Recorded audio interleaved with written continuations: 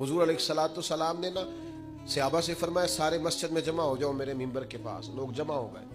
اللہ کے حبیب علیہ السلام نے ایک قدم ممبر کی سیڑھی پہ رکھا, فرمایا آمین. پھر دوسری سیڑھی پہ قدم رکھا تو فرمایا آمین. پھر تیسری پہ قدم رکھا تو فرمایا آمین.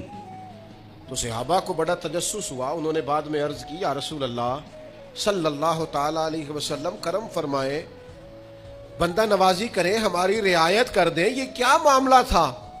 تو حضور فرمانے لگے میرے پاس حضرت جبریل امین حاضر ہوئے. یہ رحمت للعالمین نبی کی بات سنا رہا ہوں. حضور کریم ہے.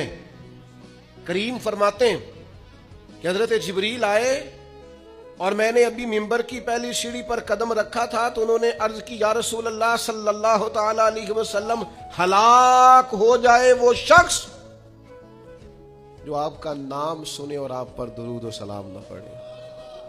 تو میں نے کہا آمین. پھر حضرت جبریل عرض گزار ہوئے یا رسول اللہ صلی اللہ تعالی علیہ وسلم وہ ہلاک ہو جائے جس نے بڑھاپے میں والدین کو پایا اور ان کی خدمت کر کے بخشش نہ حاصل کر سکا.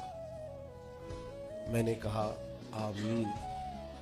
اور کریم فرمانے لگے پھر حضرت جبریل نے عرض کی یا رسول اللہ ہلاک ہو جائے وہ شخص جس کو زندگی میں رمضان ملا, جس کو اس ماہ نور و سرور شہر رمضان الذی انزل فیہ القرآن, رمضان کا وہ مہینہ جس میں ہم نے قرآن نازل کیا, جس کو ماہ مبارک, ماہ نور و سرور, ماہ طیب, ماہ مبارک رمضان ملا, پھر وہ اپنی بخشش نہ کرا سکا, وہ ہلاک ہو جائے. تو حضور فرماتے میں نے بھی کہا آمین. اللہ تعالی ہم سب کو محفوظ فرمائے.